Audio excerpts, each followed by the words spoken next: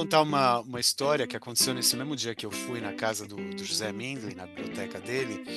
Durante a conversa ali no chá que a gente estava tendo, a gente estava sentado assim, numas poltronas, assim, numa das salas lá, batendo um papo, e o assunto que tinha surgido era sobre a perda que existe quando a gente troca mensagens, né, com alguém, por exemplo, no celular, ou e-mail, alguma coisa assim.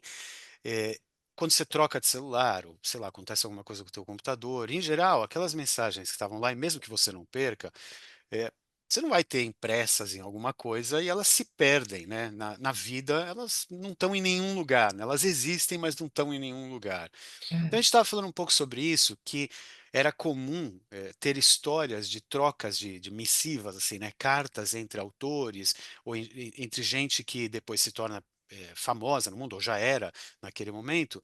E essas cartas, você consegue traçar uma espécie assim de biografia da pessoa, das relações dela, por meio desses documentos que ficam depois para a história, Uhum. mas que Sim. nos eletrônicos ninguém tem acesso e acaba se perdendo, né? Então, quando a gente estava falando sobre isso, ele levantou e foi pegar tinha assim uma estante ali próxima na sala onde a gente estava.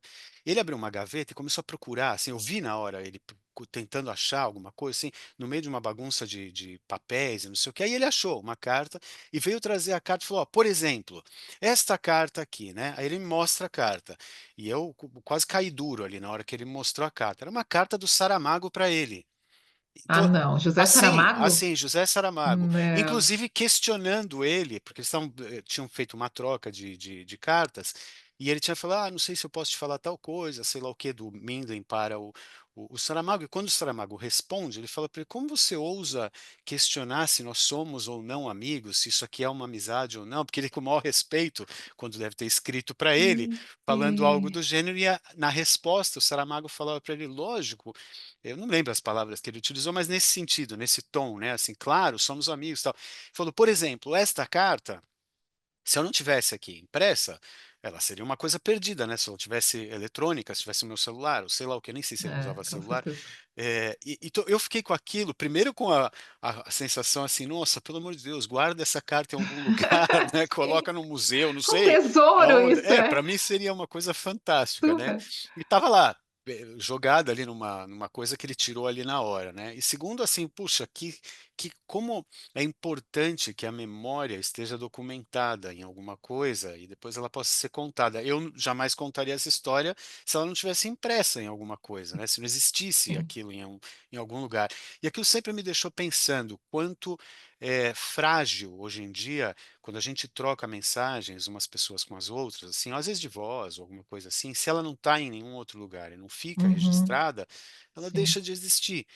E essas trocas, há livros e livros, né, de publicações de autores, das conversas que os autores tiveram ao longo do tempo, e elas se transformam num documento também histórico, e isso vai Sim. se perder, né? Sim. Sim, não, com certeza. Isso é um tema muito delicado e muito importante. Eu, é, eu conheço muita gente que não apaga mensagem, não apaga histórico, né? Assim, de mensagens. Então você tem, eu não apago, né? Tá guardado. Quando que você vai ler isso de novo? Você não É, vai resgatar, não vai, não vai. Mas o meu pai faleceu em 2010, faz 15 anos. E aí eu lembro de ter tentado resgatar e-mails assim, na época o WhatsApp não, acho que nem tinha WhatsApp ainda, mas a gente não trocava muita mensagem, mas eu senti assim uma necessidade de resgatar e eu fui procurar, eu tinha um e-mail, que era um e-mail de gracinha, alguma piada que ele tinha mandado, uhum, mas que aquilo já me tocou de algum jeito, porque era ele ali falando claro. comigo, mas depois eu achei uma carta que ele me fez quando eu fiz 12 anos, e era uma carta falando da minha maioridade religiosa e tal, uma carta muito bonita. E aí, e a letra dele era muito peculiar, né? Meu pai tinha uma grafia muito peculiar.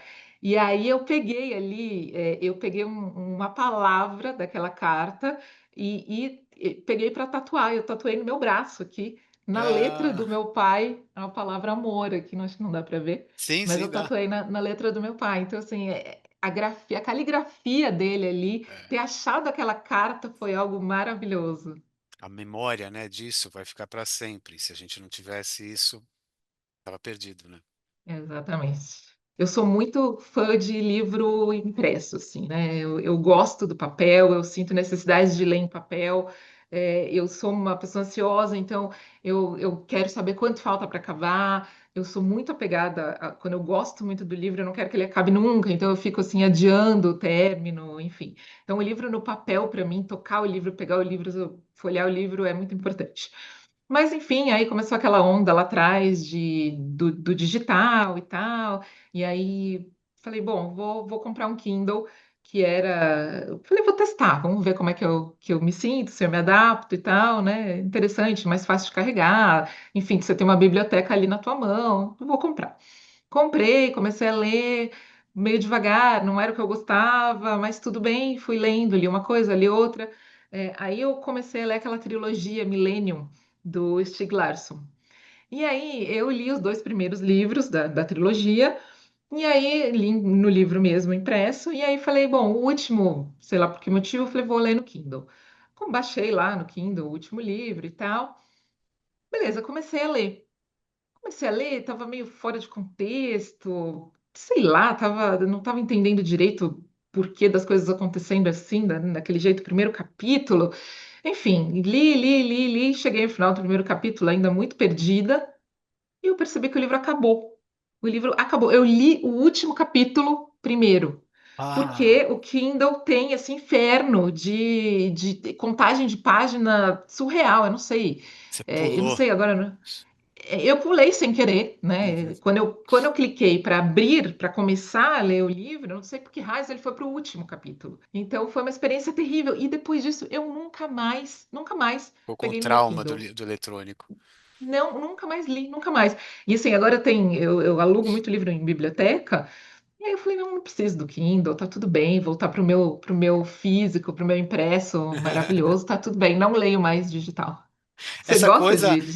eu leio bastante em eletrônico, mas para mim eu acho também, além de eu ter iniciado cedo quando saiu, eu fui me acostumando a isso, mas não só isso, né? Eu como vivo longe e eu leio muita coisa em português, se eu tivesse que esperar para receber É, livros em português impressos aqui na Austrália, é, é uma enormidade. E o preço também é outro, né? Porque eu pagar o frete e tal.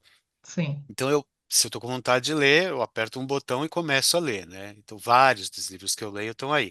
A outra coisa é, muitas vezes eu leio coisas grandes que não são nem muito confortáveis de você ler. Por Pesado. exemplo, eu estou lendo lá a obra completa de Shakespeare. É um livraço, né? Assim, se você vai ler segurando aquilo, não é É confortável. desconfortável, é?